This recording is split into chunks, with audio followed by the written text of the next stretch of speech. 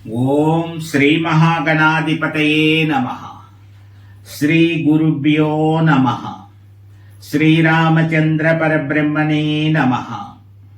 మాతృదేవో భవ, పితృదేవో భవ, ఆచార్య దేవో భవ, అతిథి దేవో భవ. వసుదేవసుతం దేవం కంసచానూరమర్దనం దేవకీ పరమానందం కృష్ణం వందే జగద్గురుం.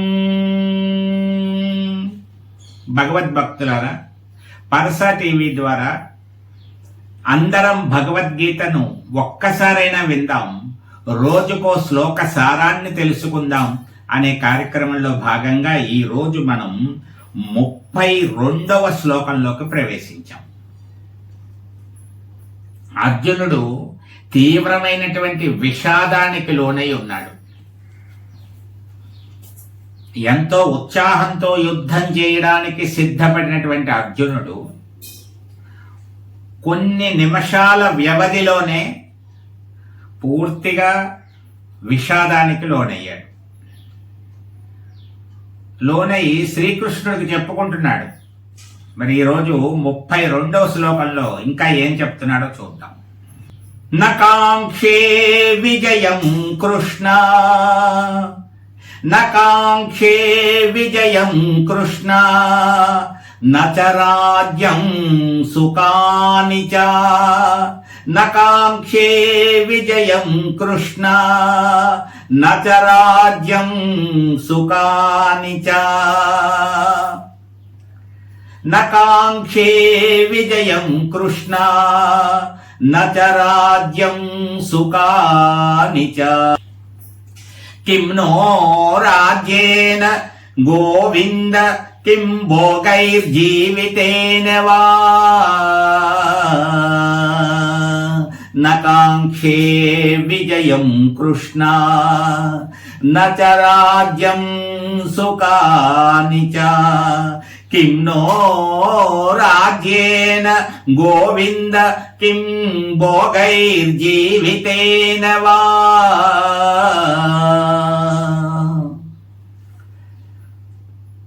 పూర్తిగా విషాదానికి లోనై ఉన్నాడు. ఎంత స్థాయికి వచ్చేసాడంటే అర్జునుడు, యుద్ధంలో విజయం సాధించడానికి దివ్యమైనటువంటి శక్తి కలిగినటువంటి గాంధీవం పక్కన పెట్టేశాడు.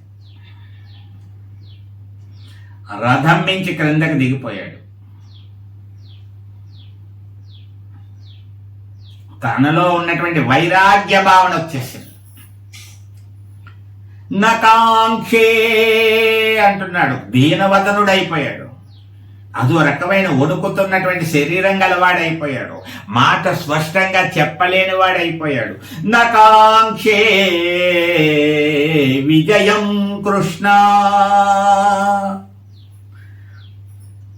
ఇక్కడ చెప్తున్నాడు, ఓ కృష్ణ, నాకు విజయం మీద కోరిక లేదు, కాంక్ష లేదు అంట. కాంక్ష, కోరిక, అందుకే శుభాకాంక్షలు అంటూ ఉంటాం.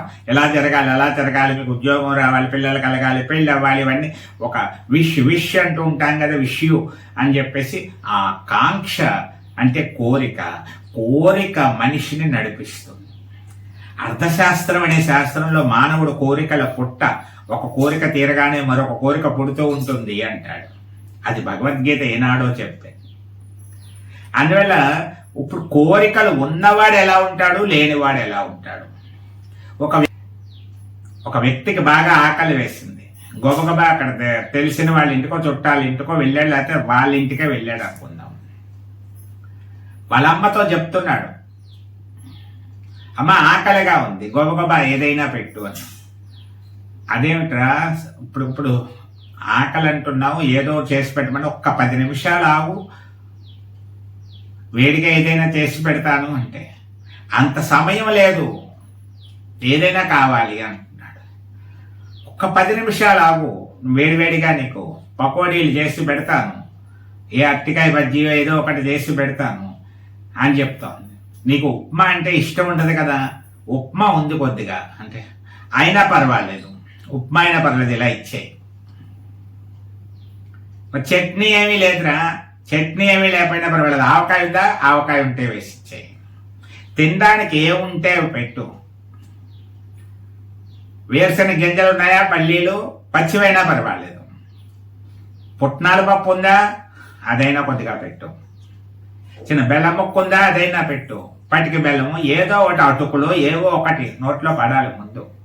ఈ లోపల నువ్వు తయారు చేసి ఇచ్చేసుకో, అందాక వీటినో పట్టు పడతానంటున్నాడు. అంటే అతను ఏదో తినాలనేటువంటి ఒక కోరికతో ఉన్నాడు, ఇప్పుడు ఆకలితో ఉన్నాడు, తినాలి అతను.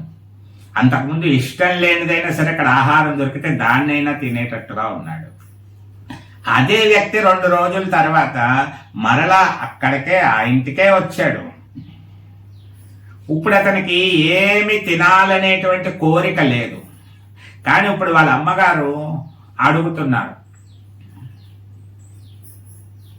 నీకు ఇష్టం అని చెప్పేసి ఇడ్లీ సాంబార్ చేశాను, వేడిగా ఉంది, చక్కగా బాగుంది సాంబార్, చాలా బాగా కుదిరింది, హోటల్లో చేసినట్టుగా కుదిరింది, 2 సాంబార్ ఇడ్లీ తిను అంది. అబ్బే వద్దమ్మా, ఇప్పుడు తినాలని లేదు. అదేంట్రా ఎప్పుడు రకరకాలు అడుగుతూ ఉంటావు కదా, ఈవేళ పెసరట్టు ఉప్మా కూడా చేశాను, ఇడ్లీ సాంబార్తో అయిపోలేదు, పెసరట్టు ఉప్మా కూడా ఉంది, అల్లం చట్నీ కూడా చేశాను. అబ్బే వద్దమ్మా. పోనీ వాళ్ళు ఎవరో పక్కింటి వాళ్ళు సారి తీసుకొచ్చి పెట్టారు, 5 రకాల స్వీట్స్ ఉన్నాయి, ఇక తొక్కుడు లడ్డు ఉంది, తింటావా? వద్దమ్మా. బూందీ లడ్డు అయినా తింటా కొద్దిగా, నీకు ఇష్టం కదా, ఎప్పుడు బూందీ లడ్డు లడ్డు అంటావు కదా, వద్దమ్మా. ఎన్ని రకాలు పెట్టినా సరే ఏమంటున్నాడు, వద్దు వద్దు అంటున్నాడు, ఇష్టం లేదంటున్నాడు. ఇంతకు ముందే ఏమనుకున్నాడు, ఏదైనా కావాలి, ఏది పెట్టినా తింటానన్నవాడు. ఇప్పుడు అన్నీ ఉన్నాయి, ఏమి వద్దంటున్నాడు. దీనినే వైరాగ్యం అంట. అన్నీ ఉంటాయి మన చుట్టూరా, ఒక్కొక్కప్పుడు అవి ఏవి మనకు ఆనందాన్ని ఇవ్వవు, పక్కకు తీసేయండి, అక్కర్లేదు అక్కర్లేదు అక్కర్లేదు. ఒకప్పుడు అవే కావాలి కావాలి, ఎక్కడ దొరుకుతాయి, ఎవరైనా పెడితే బాగుంది, ఎవరైనా ఇస్తే బాగుండు, డబ్బులు పెట్టైనా కొనుక్కుంటా, దొరికితే బాగుంది అనుకున్నవన్నీ కూడా అందుబాటులో ఉన్నా సరే వద్దండి. ఇప్పుడు అర్జునుడి పరిస్థితి ఏంటి, ఏమీ వద్దు. నకాంక్షే విజయం కృష్ణ, నాకు దేని మీద కాంక్ష లేదు, ఏమీ అక్కర్లేదు. నచరాజ్యం సుఖానిచ, ఈ రాజ్యం భోగాలు ఇవన్నిటి మీద కూడా నాకు కోరిక ఏమీ లేదు, నాకేం సుఖం ఇవ్వదు ఆ రాజ్యం. నేను విజయం సాధించి రాజ్యాన్ని గెలుచుకున్నా ఆ రాజ్య భోగం నాకేమీ సుఖాన్ని ఇవ్వదు. నకాంక్షే విజయం కృష్ణ నచ రాజ్యం సుఖానిచ, కిం నో రాజ్యేన గోవింద కిం భోగైర్జీవితేన వా.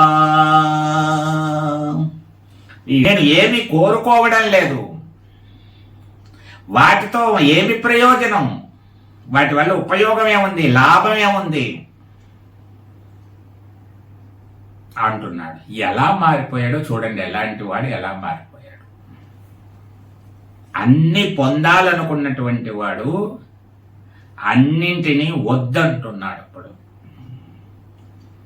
అవేవి నాకు నిజమైన ఆనందాన్ని ఇవ్వవు, వాటి వల్ల సుఖమేముంది, వాటి వల్ల లాభమేముంది, వాటి వల్ల ప్రయోజనం ఏముంది,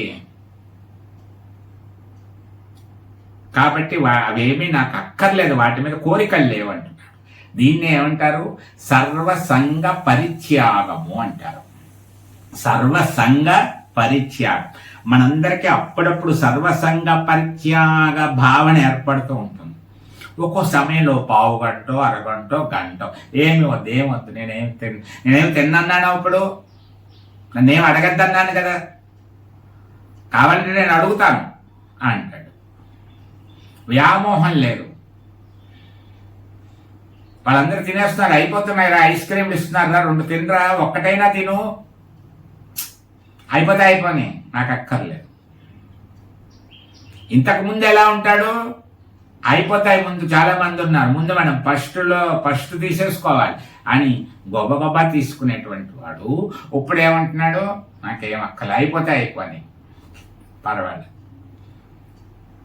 ఇది ఒక వైరాగ్య భావన. ఆత్మజ్ఞానాన్ని పొందబోతున్నాడు అర్జునుడు. శ్రీకృష్ణుడు భగవద్గీతను బోధించాలి అంటే ఏదైనా ఒకటి ఇవ్వాలంటే దానికి యోగ్యత పొంది ఉండాలి ఆ వ్యక్తి. ఇది శాస్త్రం మనకి చెబుతున్నటువంటి విషయం. అపాత్రాదానము అంటారు. అయోగ్యునికి మనం ప్రాధాన్యత ఇవ్వకూడదు అంటారు. అంటే ఆకలి అస్సలు లేదు, అటువంటి వాడికి తీసుకొచ్చి 4 రకాలన్నీ పెట్టి చక్కటి భోజనం నీ కోసం ప్రత్యేకించి చేయించాను, శుభ్రంగా తిను అంటే వాడికి ఆ రుచి ఏమిస్తుంది? వద్దంటాడు, ఏదో కాస్త అలా కెలుకుతాడంతే. అదే ఆకలిగా ఉన్నవాడికి అన్నం పెట్టావు, ఎంతో ఆబగా తింటాడు, ఆనందంగా తింటాడు, తృప్తిగా తింటాడు. అమ్మయ్య కడుపు నిండింది అని సంతోషిస్తాడు. ఇంకా కాస్త కావాలని అడిగితే ఇంకా కావాలంటే వేయించుకుంటాడు. అందులో అక్కడ అతనికి పెట్టడం యోగ్యత. అక్కడ అలాగే ఒక్కొక్కడికి సమర్థత లేనటువంటి వాడిని ఒక్కోసారి ఒక కుర్చీలో కూర్చోపెడుతూ ఉంటారు.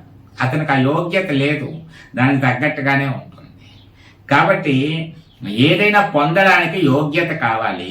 ఇక్కడ శ్రీకృష్ణ పరమాత్మ అంతటి వాడు అర్జునుడికి భగవద్గీతను బోధించాలి. ఇంతకుముందు చాలాసార్లు కలుసుకున్నారు అర్జునుడు కృష్ణుడు, చాలాసార్లు ఏకాంతంగా చక్కగా అనేక చోట్ల కలిసి తిరిగారు కూడా, తోటల్లో వాటిల్లో అలాంటి చోట.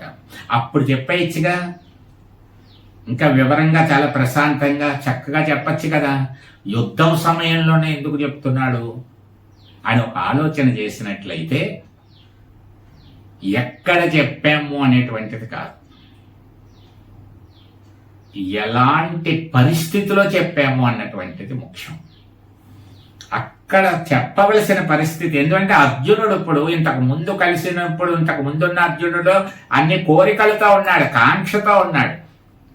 కాంక్షతో ఉన్నటువంటి వాడికి ఆత్మజ్ఞానం పట్టదు, తెలుసుకోవాలనే జిజ్ఞాస ఉండదు. ఇప్పుడేమైంది? ఏ కాంక్ష లేదు అతనికి, ఏమిచ్చినా అక్కర్లేదంటున్నాడు. 3 లోకాల సుఖభోగాలు నీకు ఇచ్చేస్తా అన్నా వద్దంటున్నాడు. అసలు ఏమి నాకు ఈ రాజ్యములు ఈ భోగములు ఏమి, వీటి మీద వ్యామోహమే లేదు అన్నాడు. అటువంటి వాడు ఈ భగవద్గీతను వినడానికి యోగ్యుడవుతున్నాడు. ఇప్పుడు శ్రీకృష్ణ పరమాత్మకి అలాంటి శిష్యుడు కావాలి. అందువల్ల అర్జునుడు సరైనటువంటి స్థితిలో ఉన్నాడు, ఇప్పుడు వైరాగ్య స్థితిలో ఉన్నాడు. అటువంటి వైరాగ్య స్థితికి వచ్చేసాక ఇప్పుడు మంచి విషయాన్ని అందించడానికి ఇది సరైనటువంటి సమయం అంటున్నాడు. పెనము బాగా కాలి ఉన్నప్పుడే అట్టు వేస్తే చక్కగా వస్తుంది. అలా పెనం పెట్టగానే ఇలా పిండి వేసేసామనుకో అది ముద్ద అవుతుంది తప్ప ఏమీ సరిగ్గా రాదు.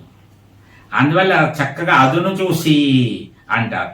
అదును ఇప్పుడు అర్జునుడు చక్కగా శ్రీకృష్ణుడికి దొరికాడు. ఇప్పుడు అర్జునుడి యొక్క పరిస్థితి సంపూర్ణ వైరాగ్య స్థితి ఉన్నాడు, వేటి మీద వ్యామోహం లేనివాడై ఉన్నాడు. ఎంతటి గొప్పదిచ్చినా సరే నాకు అదేం అక్కర్లేదు అంటున్నాడు.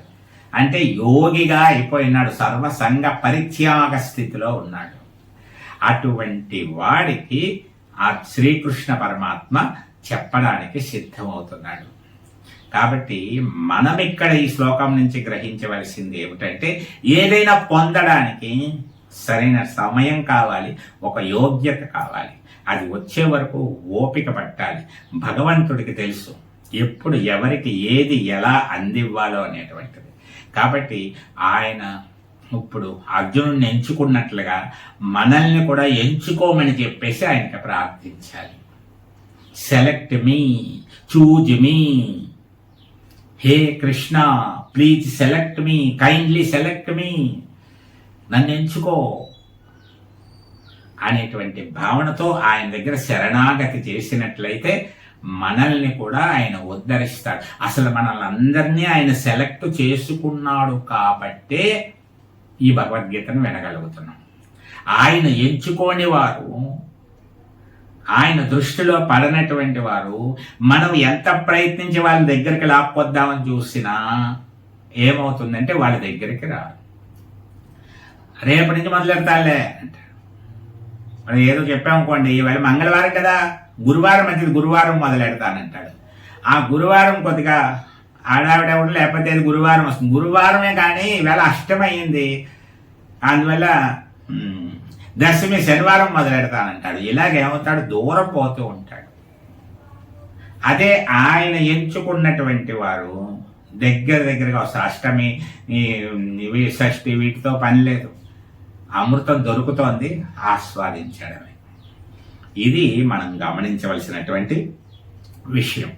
ఇంకా మరి చెబుతూ ఉంటే విశ్లేషణలో అలా సమయం తెలియదు, కానీ మనకు నియమం పెట్టుకున్నాం. ఎక్కువ సమయం చెబితే చూసేటువంటి అవకాశం లేదు అంటున్నారు కాబట్టి తక్కువగా చెప్పండి అంటున్నారు కాబట్టి మనం కుదించుకోవాల్సి వస్తోంది. మరి ఒక్క విషయం, ఈరోజు చక్కగా స్వామివారికి గులాబీల దండ, రోజు పూల కొట్టు దగ్గరికి వెళ్ళి ఒక్కొక్క దండ కొని తెస్తూ ఉంటాను. ఏదో రకం అతను అలా గమనిస్తున్నాడు, విషయం తెలుసుకున్నాడు. ఈరోజు అతను ఈ గులాబీల దండ వేయండి కృష్ణుడికి అని చెప్పేసి ఇవ్వడం జరిగింది. తాళపూడి బస్ స్టాండ్ దగ్గర పోస్బాబు అని చెప్పేసి బేకరీ పక్కనే ఉన్నటువంటి పూల కొట్టు అతను ఈ దండ వేయండి స్వామికి అని చెప్పాడు. అది చెప్పాను కదండి, ఆయన ఎంచుకుంటూ ఉంటాడు, ఆయన ఎవరి మనసులను ప్రభావితం చేస్తూ ఉంటారు, వస్తూ ఉంటుంది. అలా ఇలాంటి లీలలు ఎన్నో భగవద్గీత పూర్తయ్యేటప్పటికి మనం చూస్తూనే ఉంటాం. సర్వే జనా సుఖినో భవంతు, లోకా సమస్తా సుఖినో భవంతు. హరే రామ రామ రామ హరే హరే, హరే కృష్ణ కృష్ణ కృష్ణ హరే హరే.